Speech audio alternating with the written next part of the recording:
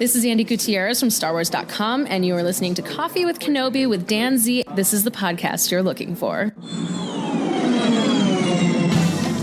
This is James Arnold Taylor, and you're listening to Coffee with Kenobi.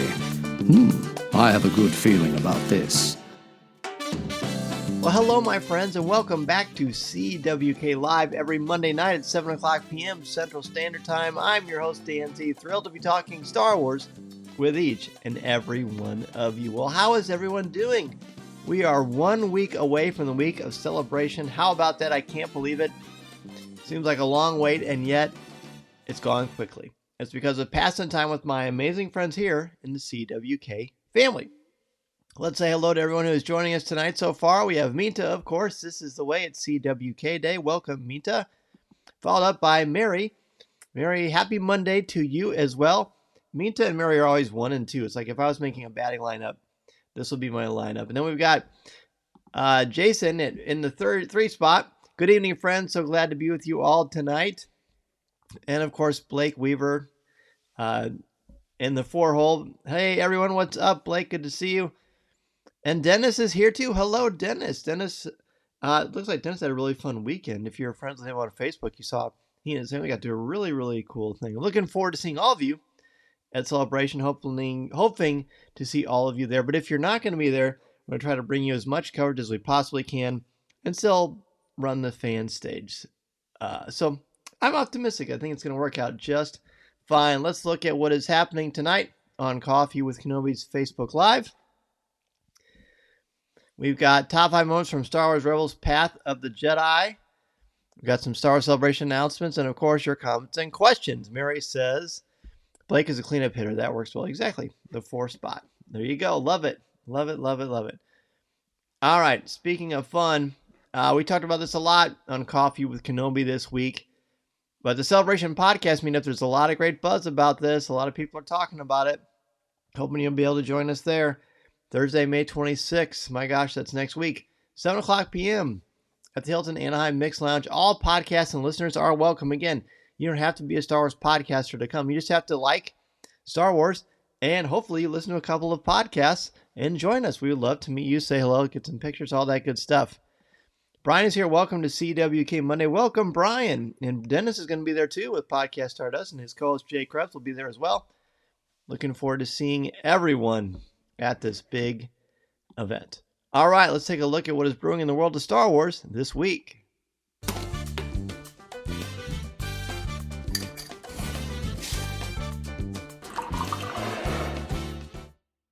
I know that's the old logo, but, my son made that years ago. It's really fun. I'm going to have a hard time changing that one. I really like that. That's kind of fun. All right.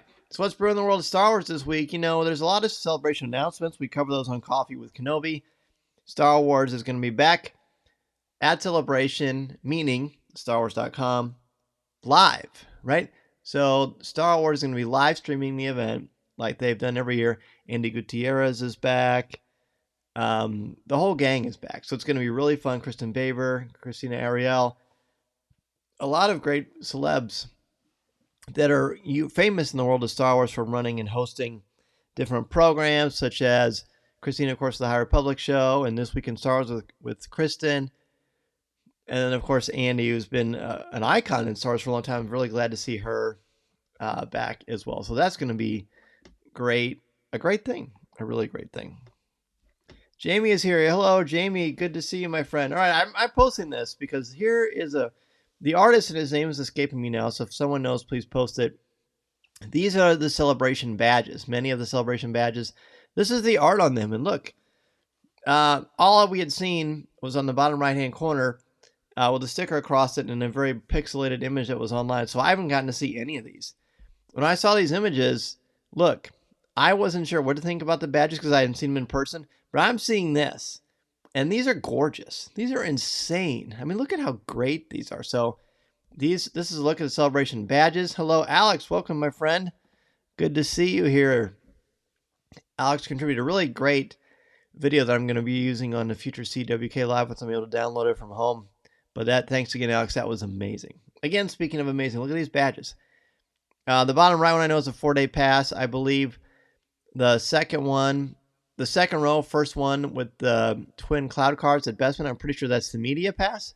The rest of them, I'm not sure what goes to where, but these are amazing. So I'm going to give you a close-up of a couple of them.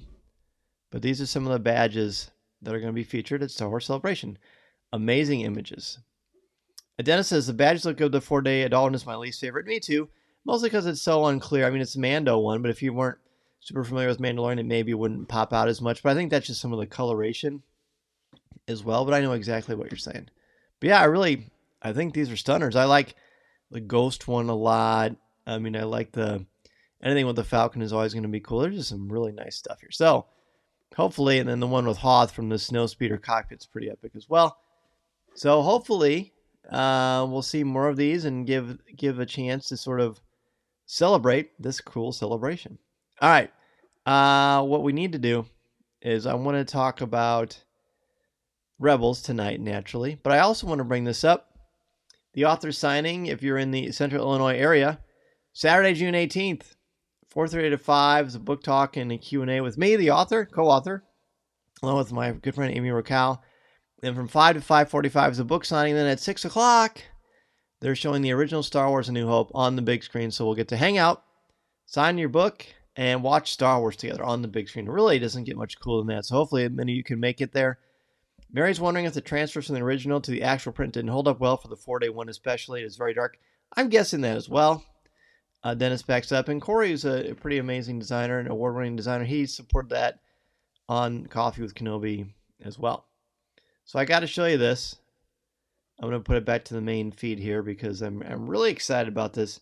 I knew I was going to get this. I didn't know when, but look what I got in the mail today, friends. Star Wars I Am Your Father, Lessons for Parents, Protectors, and Mentors. It comes out May 27th.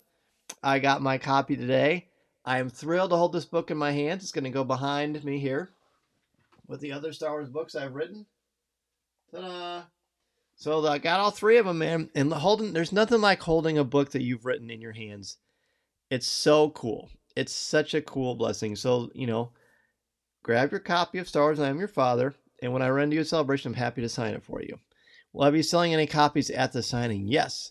There will be copies for sale at the signing. Definitely, Alex. Absolutely. But it's wonderful. I'm not sure if I can show you different stuff from inside, but I'm so happy to hit this thing. Mary, I believe the odds are pretty good that you might be able to get it at Celebration. I'll look into that and let you know. Jason wants to know if the book is available for pre-order. Yes, it is. It's on Amazon.com, Target, Books A Million. Anywhere you buy books, you can pre-order Star Wars I Am Your Father. I'm going to put that right here. All right, friend. Welcome. All right. So cool. So cool. All right. Let's, Mita says, congrats on your new book. Well, thank you, Mita. It's really a great honor. Whenever you get that book in the mail and you see the package, they have like a certain kind of sticker that's on it if you're an author, and you just kind of get that sense of really cool. So it's fun. It's always a fun moment for our family. Speaking of fun, let's go ahead and jump into the topic for this week. Top 5 moments from Star Wars Rebels episode Path of the Jedi. A really important episode in the evolution of these incredible Jedis, Ezra Bridger and Kanan Jarrus, for different reasons. Great fun, great episode. A lot to talk about. So let's jump in with our top 5 moments from Star Wars Rebels Path of the Jedi. Number 5 for me is teamwork. These two Jedi, one Jedi in training, one a future Jedi Knight, Kanan and Ezra. Ezra is supposed to try to find the inside of this Jedi temple. How do I get inside? It's a big stone. What's going on here? But then they realize they have to work on it together. What a wonderful metaphor. Look, even the most promising of students or children, you need a mentor, you need a guide. How appropriate for the book, my book that's coming out. I love that. I didn't even think about that. Wild. The Force must be with us tonight, I guess. But they have to work together as Padawan and Jedi Master, as teacher and student, as friends. They have to work together to open this thing. And I think that's really, really symbolic. So that is definitely my number 5, which resonates with me both as a teacher and as a parent. So together you can achieve, but you need to work on it together. It's not an individual thing for this. Mary's number 5 The art of the episode is wonderful. It has such an ethereal look, especially around the Jedi Temple. Yes, I love that. Jason's number 5, Ezra's test to find the Jedi Temple through his connection to the Force. And Henrik's number 5 is Ezra's lightsaber. By the way, Jason, I want to thank Jason again. He's been so supportive of the new logo. He's got a ton of merchandise. He's been posting some really cool stuff that I haven't seen yet in person. So thank you for that, Jason. Looks like a lot of fun. Mina's number 5, the reveal of the temple. Always two there are, a master and an apprentice. There you go. That's Star Wars for you. Love it. Blake's number 5, the fact that Kanan let Ezra find his own answers throughout the episode. A sign of a great teacher. Exactly. You said that better than I did, Blake. Yeah, he has to find his own answers, and we're going to get to that a little bit more too. Brian's number 5, Ezra learning how to listen to the Force to open the temple as a master and apprentice as a pair. Exactly. The same with me for number 5. Jamie's number 5, first glimpse of the Jedi Temple, the landscape and the sky are just beautiful. Absolutely. By the way, Mason won a beer night, but he's playing a baseball game. And I was there for the first half, and I had to race home and do that, which I was glad to do. But he sends his hellos and his well wishes. Hopefully he's doing well in his game. He was when I left, for sure. All right, let's go to number 4. Number 4 for me is, Ezra says, what should I be looking for? And Kanan says something like, nothing and everything, or everything and nothing. And I love that, because to me, when you're a teacher, yeah, it says nothing and everything. To me, you help students find their way, you help them find their path, but they also have to be looking on their own. You have to inspire them to be self-sufficient learners that try to forge their own path in the classroom, in their books, in their studies, in their habits that they want for themselves, or to encourage them to want them for themselves. And that can be a challenge. So don't be overly preoccupied with looking for specific things, but also be open to anything that you see. So don't be anxious. Look around, breathe it in, be on the lookout for anything, but don't expect anything either. It's pretty profound. Even we just played off his laughs a little bit in the episode, but with purpose, and I think it's really smart. So Jason says that Jamie's number 5, the glimpse of the Jedi Temple, is one of his honorable mentions, which is pretty cool. Jason's number 4 is, Kanan, you lost focus. Ezra, well, dead guys are distracting. What a great line. It is a great line. Henrik's number 4 is Ezra facing his fears. Henrik, I'm going to bring that up much later. That's a good one. Blake says, number 4, exploring through the tomb. I could be wrong, but I don't think we explored this much history into ancient Jedi sites in Clone Wars before, so this was really cool to see it made into reality. And you're not wrong. This is when they really start to flesh things out in this series. So that's a good one, Blake. Mina's number 4, nothing and everything confusing yet informative. Exactly. Very good. Brian's number 4, the Force lights guiding Ezra as they guided Yoda in Season 7 of Clone Wars. That's right. Nice little connection there. Good catch. Jamie's number 4, Ezra finding a kyber crystal and the innocence that goes along with his discovery. Then fast forward to his finished lightsaber, which is so cool.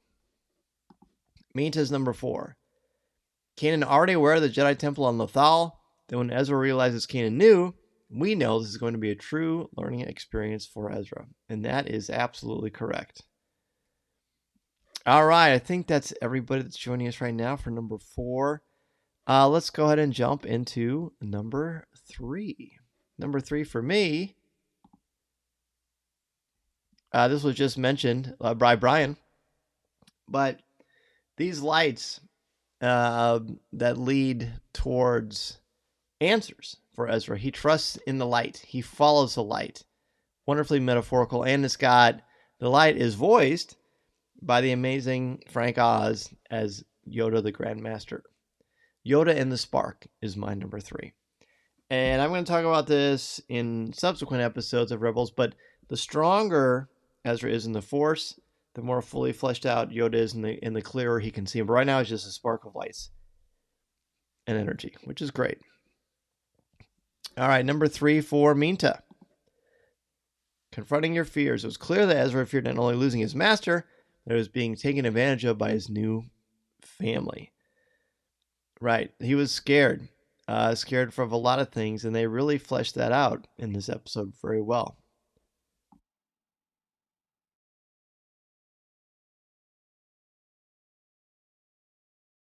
See, I got my drink before because I knew Mason was gone, so I planned ahead. Mary's number 3. What's a kyber crystal? The crystal coming down to Ezra and then the lightsaber blaster reveal. So awesome, right? Because we're all thinking, whoa, whoa. And it looks so small in this version of it, but it was pretty cool. Number 3 for Brian. Yoda, Yoda, Yoda. Always asking questions to help guide and teach both Ezra and Kanan. I love Yoda's style because he makes you think. Jason's 3. Kanan and Ezra both facing themselves and their fears together as Master and Padawan. And Henrik's number 3. Ezra and Kanan using the Force together to unlock the Jedi Temple. Awesome. That was my number 5. So that's a cool one. It's cool because I matched up with you, Henrik, so that was good. I must be doing something right. Blake's number 3 is same as Brian and Dan, the lights, but for me it reminded me of so many video games where a light guides you on your quest path. Hey, it's still all the same idea, the same symbolic notion of following the light and leading you out of darkness and into understanding. Jamie's 3, same as Dan Z, as me, though when I wrote down this weekend I called it Yoda and the Fireflies. I like that better, Yoda and the Fireflies. Kind of sounds like a cool band, doesn't it? Like a cool jug band or something like that. Love that. Nice call, Jamie. Excellent. All right, let's go into number 2. Number 2 for me is what Minta mentioned a little bit ago, fear. I like that this whole episode is pretty frightening sort of in its own right. It's all about Ezra learning to face his fears, which seems so real, which metaphorically, our anxieties, our worries, our doubts, they seem so real to us that either we make them real or we just believe them. We just get so worried about it that we just kind of lose sight of reality. So facing your fear is incredibly crucial. And as we know, it's a really important theme in Star Wars that we don't talk about enough, is conquering and facing your fears. So that is number 2 for me. Number 2 for Minta, a Padawan's new lightsaber. It was amazing to see Ezra's unique lightsaber showing his true potential. I agree. I love that sequence very, very much. In fact, I'm pretty confident I'm going to talk about it here in a little bit. A bit of a spoiler, but that's okay. This episode is full of that kind of powerful stuff. Jason's number 2, Kanan, and here you have to face your worst fears and overcome them. Honesty with yourself, including your limitations, is a necessary part of becoming and remaining a Jedi. Well said, Jason. Very well said. Henrik's number 2, Ezra using the Force to sense the Jedi Temple. Nice.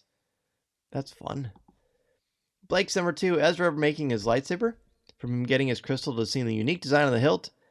It was fun to be there for it all. Also realized for the first time I think the blades look very close to how they looked in the original Star Wars concept art. That's right, not an accident.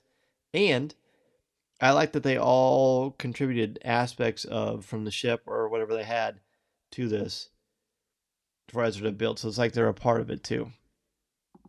Number 2 for Mary is Kanan and Yoda. Even though Kanan has brought Ezra to the temple to learn, Kanan also learns from Master Yoda and puts him on a better path to be Ezra's master. That's right, Mary. I like that. That's cool. Number 2 for Jamie. I've been alone before. I can survive this. Ezra turns the corner and facing his fears. I love that. It's so important. We emphasize that with our kids all the time. Like, go back to a moment where you struggled or where things were difficult and take what you learned from that and remember you can overcome, and you will again. Number 2 for Brian. The Kyber crystal revealed to Ezra and then Kanan. It was the answer they were looking for, but not as they expected. Which is pretty cool, honestly. So cool. Well, speaking of that, I mean, we've been hitting around to it. We hit the drum roll a little bit late. But my number 1, shortly after the Kyber crystal, which it could have easily been my number 1, 2, 3, 4, and 5, because I love that part so much, is when he comes out and ignites that lightsaber, and you hear that sound.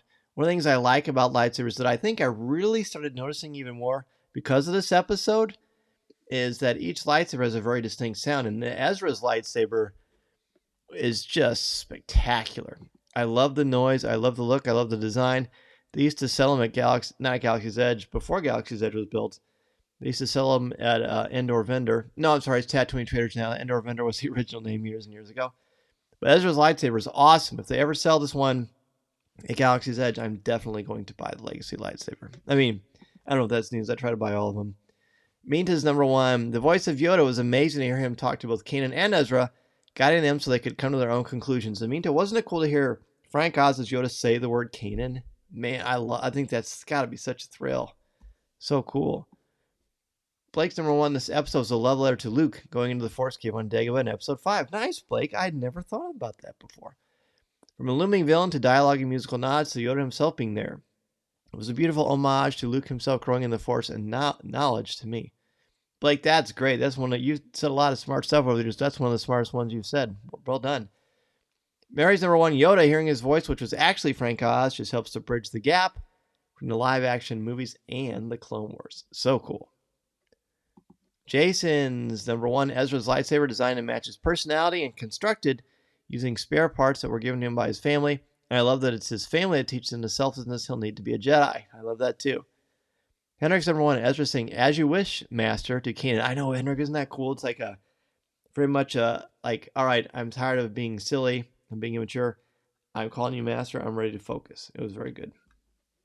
Jamie's number one, Ezra's realization of what a Jedi is, what it takes to become one, and why he now feels a connection to his training. Nice, Jamie. Very good. Love that. Brian's number one, Ezra building his lightsaber, each member of the Ghost giving him a piece to help construct his hilt. He gave it to Kanan to inspect before lighting it for the first time, which was a cool sort of it's not really passing the torch, but it's also sort of like, I did this on my own, but just out of respect, I'm showing it to you first because you're my master. So I like how you said that, Brian. That's fantastic. All right. Anybody else have one? If not, we're going to go ahead and jump into what the topic is for next week. Of course, it's going to lighten up the mood a little bit. We're going to have top 5 moments from Star Wars Rebels Idiots Array. Now, to be clear, after that, then we've got celebrations. We're going to take a little bit of a break from Rebels for a while, which is kind of a bummer because I'm having so much fun with it, but only because we're going to be looking at Obi-Wan Kenobi every single week, and we're going to be talking about Celebration, which makes sense, I would say. So I'm kind of sort of trying to figure out how that's going to look. I don't really want to do 2 top 5s on one episode, but I want to talk about Celebration. I also want to talk about Obi-Wan Kenobi. Woo! Next few weeks are going to be very busy, but good busy. Where our cup is, it's like talking about drinking out of a fire hose. We've got Celebration, you got Obi-Wan Kenobi, you got lots of stuff coming on. So yeah, this is going to be an interesting and busy next month or so for Coffee with Kenobi, and for all of you enjoying Star Wars. And hey, what a great time to be a Star Wars fan. We say that a lot, and that's good because we're very blessed. Blake says we're going to be a busy family the next few weeks. Isn't that the truth, man? Oh my goodness. And let's not to mention that even CWK Pour Over 2, which by the way, this week for Pour Over, we looked at Moon Knight episodes 4, 5, and 6. We finished off that series. We did another episode where we talked about the first 3 episodes of Moon Knight, but we broke down 4, 5, and 6 for this week. And then actually later tonight, we're going to record the new Pour Over. We're going to talk about Doctor Strange and the Multiverse of Madness. So that's going to be fun. All right, let's go ahead and jump in and ask Dan Z.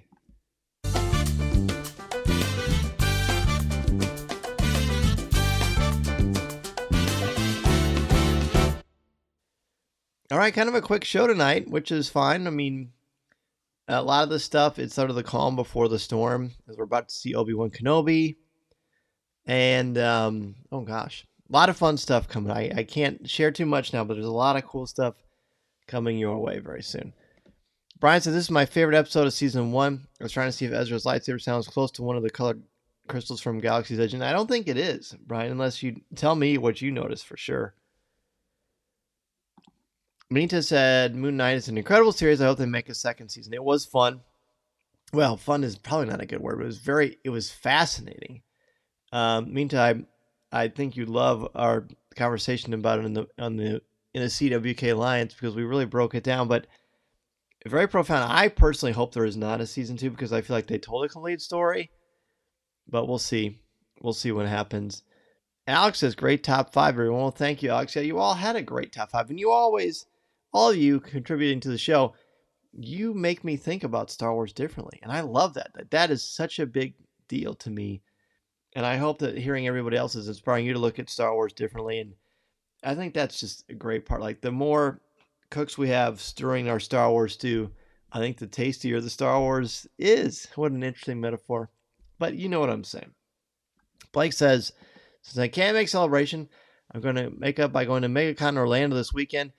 Have you attended any cons before Celebration recently, or have any plans for anyone locally?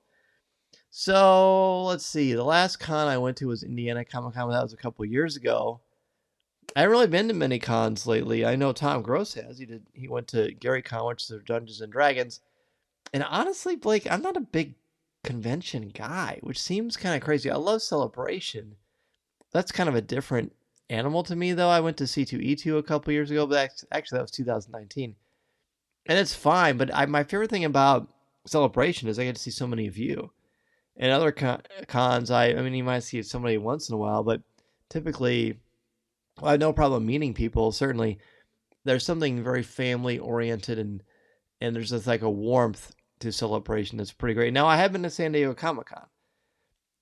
In fact, I've been invited to go to San Diego Comic-Con this summer, too, but I don't think it's going to work out with my schedule. But that's fun as well, just because it's so grandiose and larger than life. And there are a lot of our Star Wars people there, too, but Celebration to me is just, I don't know, that's why I like it so much, because I've seen all the people. But going to something like MegaCon, and Blake, I've heard MegaCon is awesome. I feel like you've posted pictures of it before, maybe, and it seems like a pretty spectacular, fun thing to do. So, hey, are there going to be any Star Wars celebrities there, Blake? Let us know. I'm looking forward to pictures. And I love, by the way, when all of you post and share your images and pictures and thoughts in the CWK Cafe, our Facebook group, because I get to live vicariously through you. Brian was so mad I Mason was pitching. He was not pitching, but he was playing first base and he was doing good. He got a new bat, so he's doing well. Blake says Lou and Mangelo and Ryan Dono will be at MegaCon. If I see them, I'll give them a big hug for you. Please do. Yeah, that's awesome. We'll see Lou at Star Wars Celebration for sure. Awesome. I love it. Well, next week is the last Facebook Live before Celebration, so if you've got questions for Facebook Live or for Coffee with Kenobi for me, Tom, and Corey to address, I'll be happy to do that. Mary says that Ashley Eckstein's going to be at MegaCon. Well, there you go. That's pretty fun. I talked about Coffee with Kenobi this week. We did the show with 2 weeks ago where we talked a lot about Disneyland and Disneyland After Dark Star Wars Night, as well as the podcast meetup, which was fun. It got me really excited because Tom has never been to Disneyland or Disney World. He went when he was a kid. So just knowing that, I get to introduce him to that is going to be fun. Brian says the yellow temple guard Kyber crystal is the closest to Ezra's, but not exactly the same. Oh, I can see that. That makes sense. And now that you say that, I can kind of hear that, Brian. Mary, have a great week. Meantime, may the force be with you. Blake, great top 5 tonight, guys, with an amazing episode. Looking forward to our conversation next few weeks. Love you all. Love you too, man. It's good to talk to you. Jason, great to be with you. Have a great week, and may the force be with you and Henrik. Appreciate all of you so much for joining me. It's just a great way for me to start my week, is hanging out with all of you. And next week, bring a friend. Bring some people. I want to continue to grow this audience. And if you're listening to the audio feed, which comes on immediately afterwards, tell you what, the great thing about joining me live at 7 o'clock p.m. Central Standard Time is that your voice gets to be instantly shared in whether you're joining us live or on the replay on YouTube or Instagram or Facebook, or the audio on the podcast feed. Thousands of people are hearing your opinions on Star Wars. So this is a great way for you to share your beliefs, thoughts, and opinions about Star Wars in a family-friendly, spoiler-free place. So bring a friend, let them know how much fun we're having, and I would love to meet them. Brian says, great way to start the week. Thanks, Dan. Thank you, Brian, for joining me. And Alex, yes, you will be there with us in spirit, and we definitely will miss all of you. Well, thanks again, everyone. Have a wonderful, wonderful rest of your week. Be on the lookout for a special Coffee with Kenobi this week, and I will see you next Monday night at 7 o'clock p.m. Central Standard Time. May the force be with you, everybody. Thank you so much, and remember, this is a podcast you're looking for. This podcast is not endorsed by the Walt Disney Company or Lucasfilm Limited. It is intended for entertainment and informational purposes only. The official Star Wars website can be found at www.starwars.com. Star Wars, all names, sounds, and any other Star Wars related items are registered trademarks and or copyrights of Disney and their respective trademark and copyright holders. All original content of this podcast is the intellectual property of Coffee with Kenobi unless otherwise indicated. This is the podcast you're looking for.